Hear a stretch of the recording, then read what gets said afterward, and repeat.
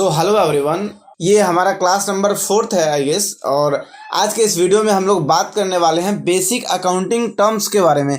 जो लोग non commerce वाले स्टूडेंट है, वो साइंस या आर्ट्स वाले लोग हैं जिन्होंने कॉमर्स से पढ़ाई नहीं करी है, उनको जो अकाउंटिंग के कुछ वर्ड्स होते हैं, कैपिटल क्या होता है हमारा, लायबिलिटी क्या होती है, एसेट्स क्या होता है, क्रेडिटर क्या होता है, डेटर क्या होता है, ये सब वर्ड्स उनको समझ में नहीं आता। ड्राइंग्स क्या होती है। तो आज हम लोग इस वाले वीडियो में उन्हीं वर्ड्स का मतलब समझने वाले हैं, ठीक है। हालांकि यहाँ पे तो मैंने नोट्स प्रॉपर थ्योरेटिकल भी बनाया हुआ है, लेकिन मैं मोटा मोटी आपको उसका मतलब समझाऊंगा आज की इस वीडियो में, ठीक है। सो अगर आप कॉमर्स वाले स्टूडेंट हो और आपको ये सब चीजें पता है तो then you can skip the video also, but मैं सजेस्ट करूंगा कि आप एक बार देख लो तो बेटर रहेगा। आगे के क्लास में ये आपको कंफ्यूजन नहीं रहेगा कि कैपिटल क्या होता है, ड्राइंग्स क्या होती है, एसेट्स क्या होती है, लायबिलिटी क्या होती है, ठीक है। सबसे पहले है कि व्हाट इज बिजनेस ट्रांजैक्शन। अगर आप जो किताबी वाला लैंग्वेज मैंने लिखा हुआ the term business transaction means a financial transaction or event entered into by the parties and recorded in the books of accounts. It is a financial event which can be expressed in terms of money and brings change in financial position of an enterprise. So basically आपको इतना रटने की जरूरत नहीं। Business transaction क्या होता है, let suppose हमने किसी पर्सन से 1 लाख रुपए का माल खरीदा और उसके बदले में उसको वो पैसे दिए, तो जो ये पैसों का लेन देन बिजनेस की यूज के लिए हो रहा है वही बिजनेस ट्रांजेक्शन है, सिंपल वर्ड्स में, ठीक है। जो अगला है कि कितने टाइप से बिजनेस ट्रांजेक्शन हो सकते हैं। एक देखो, तो एक होता है कि नगद खरीदना, कैश या बैंक के थ्रू खरीदना। दूसरा होता है क्रेडिट ट्रांजेक्शन, मतलब बिजनेस में आप 2 तरीके से सामान खरीदोगे, एक तो नगद खरीदोगे, दूसरा उधार खरीदोगे। सो नगद खरीद रहे हो उसे कैश या बैंक ट्रांजेक्शन बोल सकते हो आप। यहाँ पे हालांकि कैश ही लिखा हुआ है, कोई बात नहीं। और नीचे क्रेडिट ट्रांजेक्शन, मतलब जब हम लोग उधार में सामान खरीदते या बेचते हैं तो उसको हम लोग क्रेडिट ट्रांजेक्शन बोल सकते हैं, ठीक है। उसके बाद जो अगला हमारा वर्ड है व्हाट इज कैपिटल। अगर कोई कॉमर्स वाला स्टूडेंट है तो यहाँ पे वीडियो को पॉज करके वो कमेंट में बता सकता है कि कैपिटल क्या होता है, ठीक है। चलो अब हम लोग बात कर लेते हैं कि what is capital. Capital is the amount invested by the proprietor और पार्टनर इन द बिजनेस। देखो, हाँ, यहाँ पे भी आप सिंपली समझ सकते हो कि capital is the amount of invested by the proprietor or partner in the business. It may be in terms of money or assets having money value. It is a liability of the business towards proprietor or partner.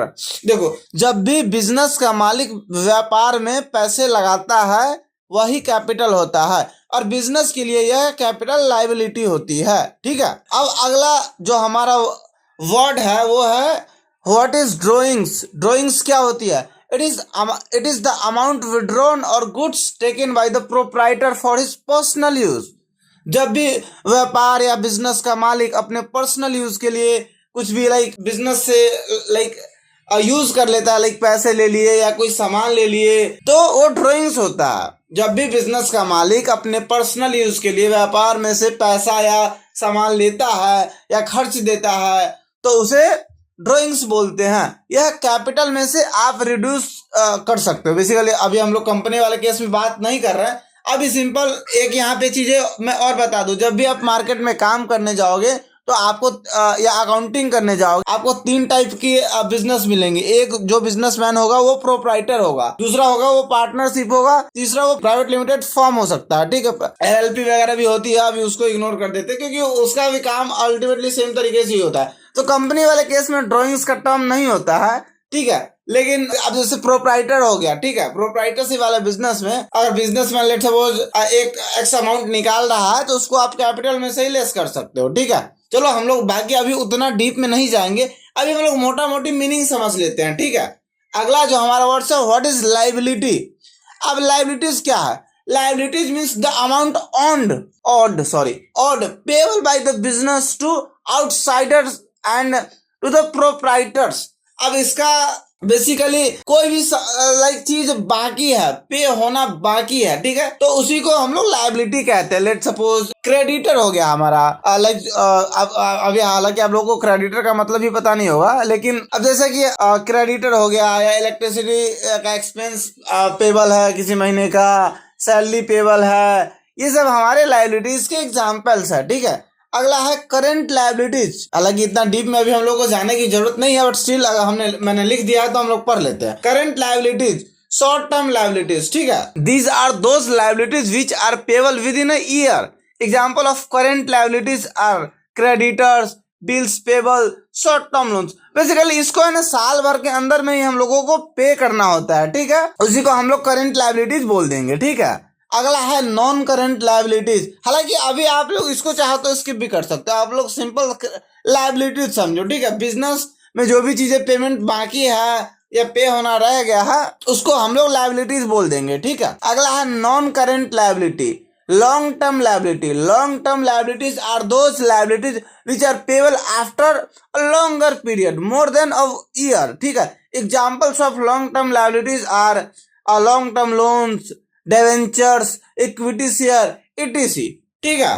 अगला है हमारा what is assets. Assets क्या होता है? Assets का simply मतलब समझ लो संपत्ति। बिजनेस में जो भी संपत्ति है वो एसेट्स होता है, लाइक प्रॉपर्टीज वगैरह हो गया, या बिजनेस में जो भी सामान वगैरह आपने खरीदा हुआ है बिजनेस के लाइक यूज वगैरह के लिए, वो हमारा, क्योंकि वो आपका एसेट संपत्ति, धन संपत्ति है, ठीक है। थोड़ा हम लोग डेफिनेशन भी देख लेते हैं इसका क्या है। एसेट्स आर प्रॉपर्टी और legal rights owned by an individual or business to which money value can be attached. In other words, anything which will enable to the firm to get cash or a benefit in the future is an asset. अब जैसे examples भी दिया हुआ है, जैसे मैंने बोला ना, लैंड हो गया, बिल्डिंग हो गया, मशीनरी हो गया, फर्नीचर हो गया, स्टॉक हो गया, डेटर्स हो गया, कैश और बैंक का बैलेंस हो गया, इत्यादि हो गया, ठीक है। मतलब मैं एक बार और रिपीट कर देता हूँ, एसेट क्या है? एसेट जैसे लैंड है, बिल्डिंग है, कोई मशीन वगैरह है, फर्नीचर जो आपने लिया हुआ है बिजनेस के यूज के लिए वो हो गया, स्टॉक हो गया, जो सामान आपने बेचने के लिए खरीदा हुआ है और कुछ स्टॉक अभी आपके पास बचा ही हुआ है वो भी आपका संपत्ति ही हुआ है कि नहीं। अगला डेटर है। डेटर एक क्या होता है? डेटर वो होता है जब हमने किसी को माल बेचा हुआ है और वहां से पैसे आने हैं, वो भी हमारा संपत्ति है, एसेट है। कुछ कैश में पैसे पड़े हुए हैं आपके पास, वो भी आपका एसेट है। बैंक में कुछ पैसे पड़े हुए हैं, वो भी आपका क्या है? एसेट है, ठीक है। अब यहाँ भी वही आ गया, there are two types of assets, current assets, non current assets, मतलब फिक्स्ड एसेट्स। करंट एसेट्स क्या होता है? मतलब यूज वगैरह होता रहता है, जैसे कैश हो गया, बैंक हो गया, ये सब है ना हमारा करंट एसेट्स का एग्जाम्पल है। थोड़ा हम लोग इसका डेफिनेशन भी पढ़ लेते हैं। Current assets are those assets which are retained in the business with the purpose of convert them into cash within a short period, say 1 year. For example, goods are purchased within a purpose to resell to earn it. इसको छोड़ो definition को, मतलब cash और bank वगैरह, bank हो गया, ये सब हमारा करंट एसेट्स का एग्जांपल है। फिक्स्ड एसेट्स मतलब फिक्स्ड एसेट जिसका यूज हम लोग लंबे समय तक कर सकते हैं, जैसे कि हमारा वही लैंड, बिल्डिंग हो गया, मशीनरी हो गया, कंप्यूटर हो गया, व्हीकल हो गया, फर्नीचर हो गया, ये सब हमारा फिक्स्ड एसेट्स का एग्जांपल है। नॉन करंट मत करो, कंफ्यूजन आप लोगों को हो सकती है, चलो रहने दो, छोड़ो। Fixed assets are those assets which are acquired not with the purpose to release but to facilitate business operations and increase the earning capacity of the business by employing them, ठीक है। और उसके कुछ एग्जांपल्स हम लोगों ने पढ़ लिए। अब यहाँ पे फिक्स्ड एसेट्स के भी टाइप दिए हुए, ट्रांजिबल एसेट्स, इंट्रांजिबल एसेट्स, इसको हम लोग इग्नोर करेंगे, ठीक है। उतना डीप में अभी हम लोग नहीं जाएंगे क्योंकि अभी हम लोग टैली सीख रहे हैं, तो आगे ये सारे वर्ड्स आने वाले हैं, तो इसलिए मैंने सोचा कि आप लोगों को बीच में पढ़ा दूं। अब आप लोगों में से कुछ लोग बोलेंगे कि आपने स्टार्टिंग में क्यों नहीं पढ़ाया, तो भाई ये थ्योरी वाला क्लास है, ज्यादातर लोग थ्योरी पढ़ना नहीं चाहते, इसलिए मैंने इसको बीच में लपेटा है, ठीक है, ताकि तुम लोग इसको स्किप ना करो। अगला है व्हाट इज एक्सपेंस। अब मतलब खर्चा क्या है? कोई बिजनेस में जो भी खर्चे वगैरह हो रहे हैं, सैलरी हो गया, वेजेज हो गया, रेंट हो गया, इलेक्ट्रिसिटी बिल, ये सब खर्चा है, ठीक है। अब खर्चा का मतलब तो मुझे ऐसा लगता है कि सबको पता होगा, इसमें कुछ वो वाली बात नहीं है। प्रीपेड एक्सपेंस, आउटस्टैंडिंग एक्सपेंस, अब हालांकि ये सब भी अभी पढ़ने की जरूरत नहीं। प्रीपेड एक्सपेंस जो भी हमने पहले ही पेमेंट कर दिया है, जैसे एडवांस में रेंट पे कर दिया है, एडवांस में कोई भी पेमेंट पहले कर दिया है, वो सब प्रीपेड एक्सपेंस है, ठीक है। आउटस्टैंडिंग एक्सपेंस क्या है? आउटस्टैंडिंग एक्सपेंस जो खर्चा अभी बाकी है, अभी उसका पेमेंट नहीं हुआ है, वो आउटस्टैंडिंग एक्सपेंस है। इलेक्ट्रिसिटी बिल, वाटर बिल, जो भी है, ठीक है। डायरेक्ट एक्सपेंस, इनडायरेक्ट एक्सपेंस, ये सब भी अभी आप लोगों को ज्यादा पढ़ने की जरूरत नहीं है, बट स्टिल हम लोग direct expenses are directly related to production of the product, example wages, factory rent, cost of raw material, fuel, ETC, ठीक है। अभी डायरेक्ट इंडायरेक्ट में हो सकता है कंफ्यूजन भी हो सकता है आप लोगों को, बट डोंट वरी, कोई उससे उतना फर्क नहीं पड़ता है। डायरेक्ट को आप इनडायरेक्ट में डाल दो या इनडायरेक्ट को डायरेक्ट में डाल दो, ठीक है। Indirect expenses are not directly related to production of the product, example salary. अब देखो इसमें मैंने वेजेस सैलरी वेजेस यहाँ आ गया, सैलरी आ गया, चलो छोड़ो कोई बात नहीं। Salary, telephone bill, printing, stationery, etc। Direct और इनडायरेक्ट को अभी आप लोगों को समझना ही नहीं, आप अभी इनडायरेक्ट ही पढ़ो, ठीक है, उसको छोड़ो, मतलब सीधा एक्सपेंस ही समझो। अब आ गया डेटर, ये बहुत इंपॉर्टेंट है, इसको मैं तो किसी भी कलर से हाईलाइट कर देता हूँ, क्योंकि ये है ना आगे भी आप लोग बहुत सारे लोगों को ना इसमें कन्फ्यूजन होती रहती, तो इसको मैं कहूंगा कि आप लोग एक बार अच्छे से समझ ले। डेटर क्या होता है, देखो मैंने हिंदी में भी लिख दिया यहाँ पे, जिससे हमें पैसे लेने होते हैं वह डेटर होता है। अब हमें पैसे किससे लेने हो सकते हैं, जिसको हमने बदले में कुछ ना कुछ गुड्स और सर्विस दिया होगा, है कि नहीं। अब गुड्स मान लो हमने माल बेचा है, या सर्विस को हमने सर्विस दिया है, लेट सपोज अकाउंटिंग सर्विस ही दे दिया, या ऑडिट वगैरह की सर्विस दे दी, तो वहां से हमें पैसे आएंगे, ठीक है, तो वो हमारा डेटर हो जाएगा। क्रेडिटर कौन होता है, हमें जिसे पैसे देने होते हैं वह क्रेडिटर होता है। अब इसका उल्टा ले लो, हमने किसी से कुछ खरीदा होगा, उसके बदले में हमें पैसे देने हैं, मतलब या वो प्रोडक्ट गुड्स हो सकता है, या सामने वाले ने हमें सर्विस दिया होगा, ठीक है।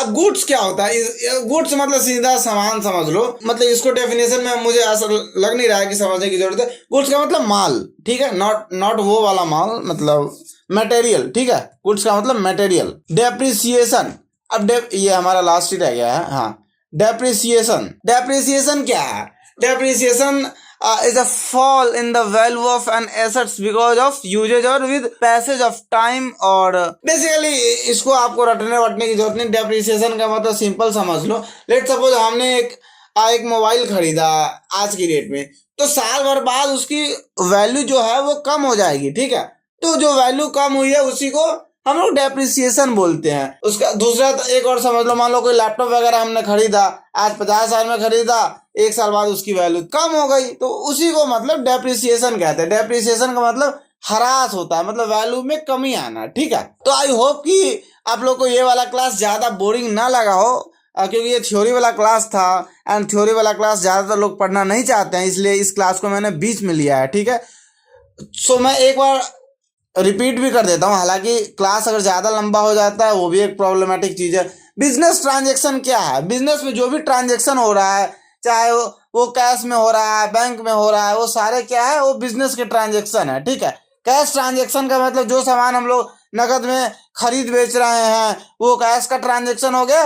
क्रेडिट का ट्रांजैक्शन का मतलब वो होता है जब हम कोई सामान उधार खरीद बेच रहे हैं, वो क्रेडिट का ट्रांजैक्शन हो जाएगा। कैपिटल क्या है, जब बिजनेस का मालिक बिजनेस में कुछ पैसे लगाता है तो वो कैपिटल होता है। ड्राइंग्स क्या है, जब बिजनेस का मालिक बिजनेस से कुछ पैसे ले लेता है तो ड्राइंग्स होता है। लायबिलिटीज क्या है लायबिलिटीज और एक्सपेंस में बहुत ही माइनर सा फर्क है, ठीक है। लायबिलिटीज का सिंपल समझ लो कि कुछ भी किसी न किसी सामान का पेमेंट होना बाकी है, ठीक है।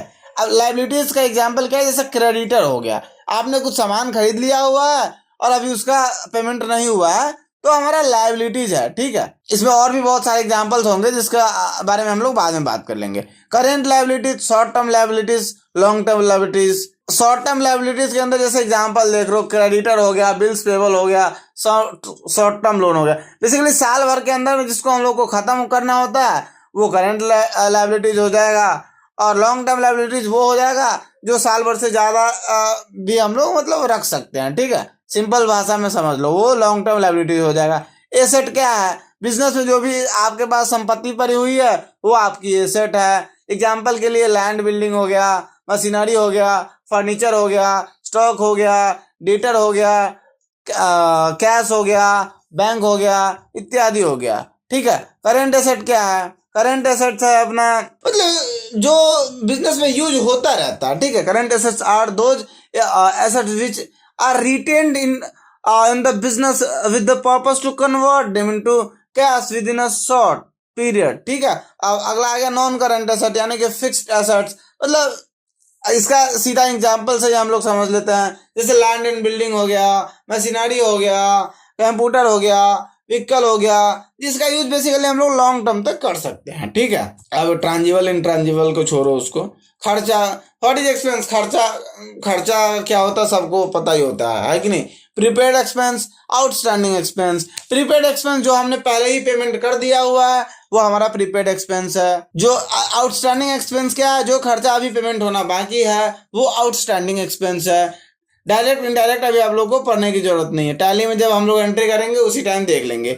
डेटर क्या होता है, डेटर जिससे हमें पैसे लेने होते हैं वो हमारा डेटर होता है। क्रेडिटर क्या होता है, जिसे हमें पैसे देने होते हैं वो हमारा क्रेडिटर होता है। अब डेटर को हमें पैसे क्यों देने होते हैं, क्योंकि बदले में हमने उसको कुछ ना कुछ बेचा होगा, चाहे वो गुड्स होगा चाहे सर्विस होगा। क्रेडिटर को हमें पैसे क्यों देने होते हैं, क्योंकि उसने हमें बदले में कुछ दिया होगा, चाहे वो गुड्स दिया होगा चाहे सर्विस दिया होगा। गुड्स का मतलब मटेरियल होता है, ठीक है। डेप्रिसिएशन मतलब जैसे मैंने आपको बताया ना कि वैल्यू में गिरावट आना, उसी को हम लोग डेप्रिसिएशन कहते हैं, ठीक है गाइज। तो आज की हमारी क्लास काफी लंबी हो गई है। आई होप कि आप लोगों को कुछ सीखने को मिला होगा, और अगर आप लोगों को कुछ भी सीखने को मिला है तो प्लीज चैनल को सब्सक्राइब करिए, वीडियो को लाइक करिए। थैंक यू, धन्यवाद।